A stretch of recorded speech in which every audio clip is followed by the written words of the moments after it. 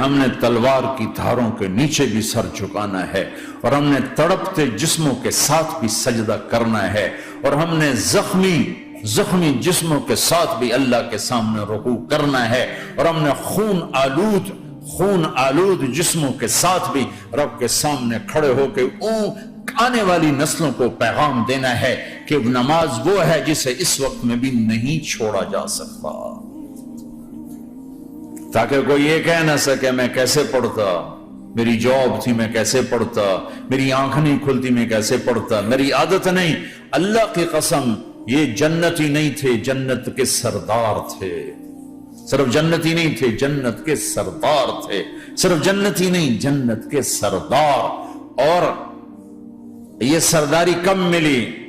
محنت کے بعد نہیں، پہلے ہی ابھی ماں کا دودھ نہیں چھوٹا تھا کہ میرے نبی نے فرمایا حسن حسین جنت کے نوجوانوں کے سردار ہیں، اور ایسا پیار تھا کہ دونوں کو عرب سردار بچہ اٹھانا اپنی ذلت سمجھتے تھے، بچے نہیں اٹھاتے تھے، سب کے سامنے پیار نہیں کرتے تھے، لیکن آپ حسن حسین کو یہاں اٹھاتے، پھر یہاں ہی نہیں اٹھاتے تھے، یہاں کندھوں پہ بٹھاتے، یہاں۔ اور ایک عرب بدو حیران ہو کے دیکھ لیں، یا رسول اللہ یہ آپ کیا کر رہے ہیں؟ مطلب یہ کتنی عیب کی بات ہے کہ آپ جیسا سردار اور یہاں بچوں کو بٹھایا ہوا ہے۔ کہنے لگا آپ ان سے بہت پیار کرتے ہیں؟ کہا ہاں میں ان سے بہت پیار کرتا ہوں، اور صرف میں نہیں کرتا، اللہ بھی ان سے پیار کرتا ہے۔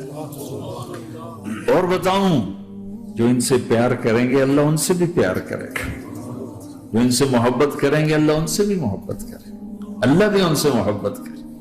پھر ہم نے دعا مانگی، یا اللہ جو ان سے پیار کرے تو ان سے پیار کر، جو ان سے بغض رکھے تو ان سے بغض رکھ۔ حسن حسین کی کشتی کراتے تھے، دونوں بھائیوں کی کشتی کراتے۔ ایک دفعہ دونوں کی کشتی ہو رہی اور حسین ذرا کمزور پڑ رہے تھے تو آپ اس کو شاباش دیتے، شاباش شاباش شاباش۔ تو حضرت فاطمہ کہنے لگی، ماں بھی بیٹھی تھی، کہنے لگی یا رسول اللہ آپ حسین کو شاباش دے رہے ہیں، حسن کو کیوں نہیں دے رہے؟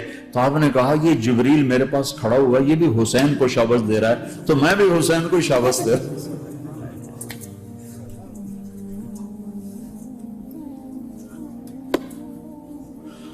ایسی ہستیاں، لیکن ایک سبق ہے، یہ ہونا چاہیے تھا تاکہ امت کو پتہ چلے کہ دین کتنی قیمتی چیز ہے۔ اور یہ اللہ بڑا غفور اور رحیم ہے، میں نہ ہمیں ڈرایا کرو۔ ہاں اللہ بڑا غفور اور رحیم ہے، لیکن اس کا کوئی عدل بھی ہے۔ رات کا شراب پینے والا اور رات کو مصلی پہ رونے والا برابر ہو جائیں گے تو پھر یزید حسین کو ایک ہی جگہ بٹھا دو، پھر کربلاؤں کے لیے رونا چھوڑ دو۔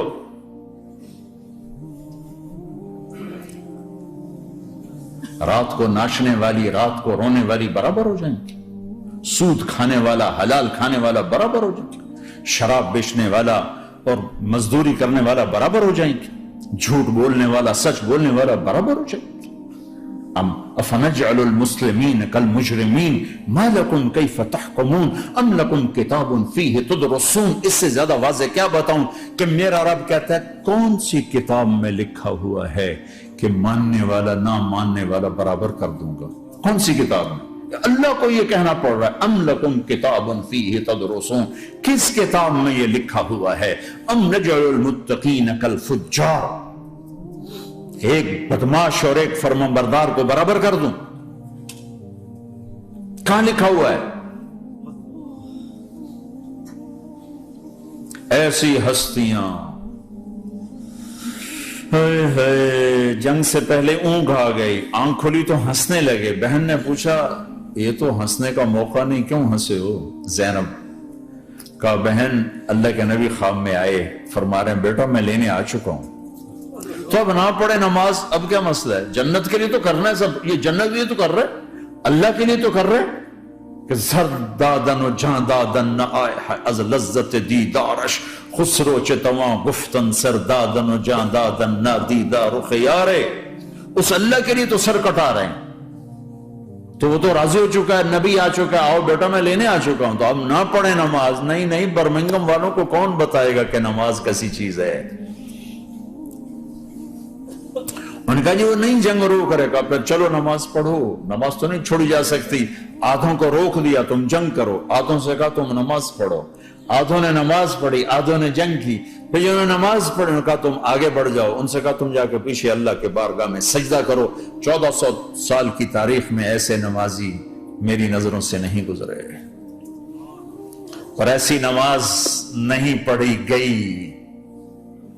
نبی کے زمانے کے بعد آپ نے بھی صلاۃ خوف ایک پڑھی تھی، وہ نبی تو نبی ہوتا ہے، اور کیا ان کا حال تھا، خون و خون، اپنے خون سے وضو کیے یا کربلا کی مٹی سے تیمم کیے؟ جب سجدوں میں سر رکھ کے سبحان ربی الاعلی کہا ہوگا تو دھرتی میں کیا ہلچل مچی ہوگی۔ نماز نہ چھوڑا، نماز نہ چھوڑنا، کوئی عورت نہ کوئی مرد، نماز نہ چھوٹے، اللہ کو، اور کبیرہ گناہوں سے بچو، کبیرہ گناہوں سے، بڑے گناہوں سے بچو، بڑے گناہوں سے بچو۔ چھوٹے گناہ ہوتے رہتے ہیں اور اللہ بھی درگزر کرتا ہے، بڑے گناہوں سے بچو، وہ بھی ہو جائیں توبہ کر لو معاف، توبہ کر لو معاف۔ ماں باپ کی نافرمانی بڑا گناہ ہے۔ ایک صحابی کی بیگم نے کہا یا رسول اللہ میرے خاوند موت کی حالت میں کلمہ نہیں پڑھا جا رہا، علقمہ، آپ دوڑے ہوئے گئے، آپ نے کہا بیٹا کلمہ پڑھو، کہا جی نہیں پڑھا جا رہا، بول رہے ہیں، کہا جی پڑھا نہیں جا رہا، کہا کیوں؟ پھر آپ نے ایک دم کہا کوئی ماں باپ میں زندہ؟ کہا جی ماں راضی ہے؟ کہا نہیں ناراض، بلاؤ، وہ آ گئی۔ آپ نے کہا علقمہ کی اماں تمہیں بچے سے ناراض ہو؟ کہا جی ہاں۔ کیوں ناراض ہو؟ کہا جی اور کچھ نہیں، بہت نیک بچہ ہے، تہجد پڑھتا ہے، روزے رکھتا ہے، قرآن پڑھتا ہے، مجھ سے بدتمیز ہو کے بولتا ہے۔ مجھے ابھی راستے میں بتا رہا تھا ایک ساتھی کہ جی یہاں کے جو بچے ہیں وہ ماں باپ کے ساتھ بہت بدتمیز ہو کے بولتے ہیں۔ پہلا قصور ماں باپ کا، انہوں نے کب ٹائم دیا تھا؟ انہوں کو ٹائم دیا تھا بچوں پر محنت کے لیے؟ کہا یا رسول اللہ اور کچھ نہیں ہے، بدتمیز ہو کے بولتا ہے۔ تو آپ نے کہا معاف کر دے، کہا میرا دل ٹوٹا ہوا ہے۔ آپ نے کہا اچھا اگر میں اسے آگ لگاؤں پھر سفارش کرو گی، معاف کرو گی؟ کہا پھر تو کروں گی، اتنا تو میں نہیں سہ سکتی۔ کہ اگر تو نے معاف نہ کیا تو سیدھا اللہ کی آگ میں جائے گا۔ ہے کون؟ صحابی۔ آپ نے کہا اچھا یا رسول اللہ میں معاف کرتی ہوں، میں معاف کرتی ہوں۔ تو آپ نے کہا بیٹا کہو لا الہ الا اللہ، تو اس نے کہا لا الہ الا اللہ، اور جان نکل گئی۔ پھر آپ نے اس کا جنازہ پڑھا اور اس کے دفن میں شریک ہوئے، قبر تک گئے۔ پھر آپ نے دفن کے بعد اعلان کیا جس نے ماں باپ کو دکھ دیا اس پہ اللہ کی لعنت، فرشتوں کی لعنت، زمین آسمان کی لعنت۔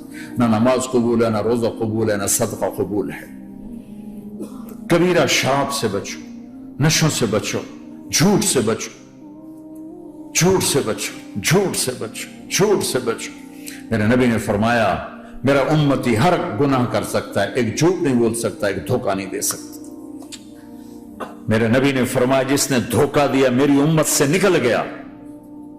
نماز چھوڑنے پر کہا اس نے کفر کیا، جس نے نماز چھوڑی کفر کیا، اور جس نے دھوکہ دیا میری امت سے نکل گیا۔ من غش فلیس منا، جھوٹ نہ بولو،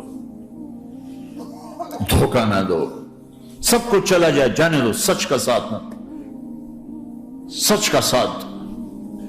ابن خراش رحمت اللہ علیہ کے بارے میں مشہور تھا زندگی بھر کبھی جھوٹ نہیں بولا۔ حجاج کا زمانہ، ان کے 2 بیٹے حجاج کے خلاف جنگ میں شریک ہو گئے، پھر ان کو شکست ہوگی، وہ بھاگ گئے، پھر چھپتے چھپاتے گھر پہنچ گئے۔ سی آئی ڈی نے بتایا کہ وہ گھر آ گئے، تو حجاج نے کہا آج ابن خراش کا امتحان لوں گا۔ ان کو بلا لیا، کہنے لگا ابن خراش وہ تیرے 2 بیٹے ہمارے خلاف جنگ میں شریک ہوئے تھے، وہ پہ بھاگ گئے تھے، ان کی کوئی خبر ہے کہاں ہے؟ تو انہوں نے مسکرا کر فرمایا کہ حجاج زندگی موت تو اللہ کے ہاتھ میں، گھر آ چکے ہیں، گھر میں ہیں، ابھی نہیں چھوڑ کے آیا ہوں۔ تو حجاج نے کہا تیرے سچ پر تیرے بیٹے تجھے ہدیہ کرتا ہوں، اگر تو جھوٹ بولتا تیرا سر بھی اڑا دیتا، تیرے بچوں کا سر بھی اڑا دیتا، تیرے سچ پہ تجھے تیرے بیٹے تحفہ دیتے۔ مسلمان جھوٹ نہیں بولتا۔ چند پاؤنڈ کی خاطر تم کاغذات میں ہیرا پھیری کرو، ڈرو اس دن سے جس دن اللہ کے سامنے کھڑا ہونا ہے۔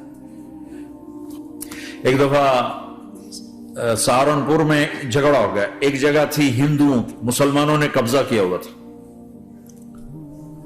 تو ہندوؤں نے کیس کر دیا، انگریز کا زمانہ تھا، عدالت، وہ مسجد بنانا چاہتے تھے، ہندو مندر بنانا چاہتے تھے. تو دونوں طرف بات تپی ہوئی. تو آخر وہ جج نے کہا بھائی کوئی ایسا آدمی ہے، ہندوؤں سے کہا، جو گواہی دے دے تو اس کی گواہی تم قبول کر لو گے؟ اور مسلمانوں سے بھی پوچھا تو ہندوؤں نے کہا جی ہاں، مفتی مظفر حسین صاحب اگر گواہی دے دیں کہ زمین مسلمانوں کی ہے تو ہم دے دیں گے. تو مسلمان بڑے خوش ہو گئے، مفتی مظفر تو آخر اب مسلمان ہے تو ہمارے حق میں گواہی دے گا. تھا ان کا قبضہ ناجائز. تو جب وہ عدالت میں تشریف لائے مسلمان بڑے اطمینان کا ہن جناب ساڈے حق وچ فیصلہ ہونا، چونکہ آج کل صرف سچ کو کون دیکھتا ہے. تو انگریز جج نے پوچھا ہاں جی مفتی صاحب آپ کیا کہتے ہیں؟ فرمانے لگے دیکھو جج صاحب، یہ زمین ہندوؤں کی ہے اور مسلمانوں نے قبضہ کیا ہوا ہے. تو مسلمانوں نے گالیاں نکالنی شروع، وہ یہودیوں والا بن گیا نا، گالیاں نکالنی شروع کر دو.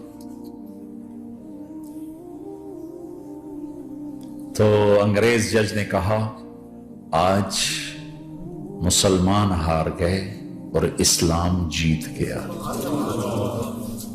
آج مسلمان ہار گئے اور اسلام جیت گیا. اپنی ہار مان کے اسلام کو جتاتا، سچ بول کے اسلام کو جتاتا. جھوٹ کے ساتھی نہ بنو، سچ کے ساتھی. جھوٹ کے کاغذ بنا کر کوئی بینیفٹ حاصل نہ کرو. میں نیوزی لینڈ گیا، میں حیران ہو گیا. ایک ہفتہ میں رہا، ڈپریشن کا شکار رہا کہ مجھے بتایا گیا کہ پورے نیوزی لینڈ میں ایک آدمی جھوٹ نہیں بولتا سوائے پاکستانیوں کے، بنگالیوں کے اور انڈین. جو بنگالی، جو پاکستانی، جو انڈین پہنچے یہ جھوٹ بولتے ہیں، ہیرا پھیری کرتے ہیں.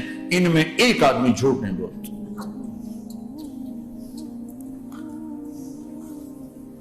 سچ تو ایک عالمی صفت ہے. جو اللہ کو نہیں مانتا وہ بھی کہتا سچ بہت اعلیٰ چیز. اور تمہیں تو تمہارا نبی کہہ رہا ہے الصدق ینجی والکذب یہلک، سچ نجات دیتا ہے، جھوٹ ہلاک کرتا ہے. کیا اپنے پیٹ سے کپڑا اٹھانا کہ حرم بیت اللہ کے اندر جیبیں کٹتی، بیت اللہ کے اندر جیبیں کٹتی. اور حاجی بیچارہ کتنی دفعہ فریادیں کرتے ہوئے نظر آئے کہ جیب کٹ گئی، جیب کٹ گئی. بیت اللہ کے اندر، مسجد نبوی کے اندر.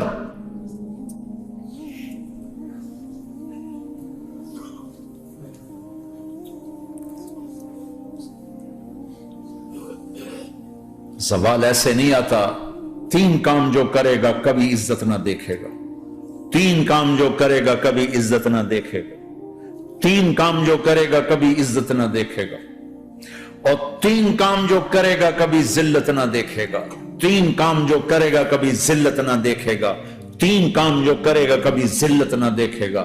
جو جھوٹ بولتا ہے، جو ظلم کرتا ہے، جو دھوکہ دیتا ہے، جو جھوٹ بولتی ہے، جو ظلم کرتی ہے، جو دھوکہ دیتی ہے، عزت کے خواب دیکھنے چھوڑ دے. ذلت مقدر ہے اس جہان میں، اس جہان. قوم ہو، فرد ہو، عورت ہو، مرد ہو، ظلم ہے، جھوٹ ہے، دھوکہ ہے، رب ذوالجلال کی قسم ذلت کے سوا کچھ نہ ملے گا. جو سچ بولتا ہو، جو عدل کرتا ہو، جو دیانتدار ہو، اس کے لیے عزت مقدر ہو گئی، ہو گئی، ہو گئی. سچ ایک فرد میں ہے، عدل ایک فرد میں ہے، دیانت ایک فرد میں ہے یا ایک قوم میں ہے. انہیں عزت دینا یقینی ہو گیا. میرا اللہ انہیں دے کے رہے گا، چاہے وہ اللہ کو مانتے ہیں چاہے اللہ کا انکار کرتے ہیں. آگے آخرت کا مسئلہ الگ ہے. یہاں قوم، فرد، قبیلہ، کوئی مذہب، پتھر کا پجاری، آگ کا پجاری سچ بولتا ہے، ظلم نہیں کرتا، دیانتدار ہے، اللہ کی قسم اللہ اسے عزت کی زندگی دے گا. رات کا تہجد گزار، دن کا روزے دار، کہیں ظلم کرتا ہے، کہیں جھوٹ بولتا ہے، کہیں دھوکہ دیتا ہے، ذلت اس کے ماتھے پہ لکھ دی جائے گی.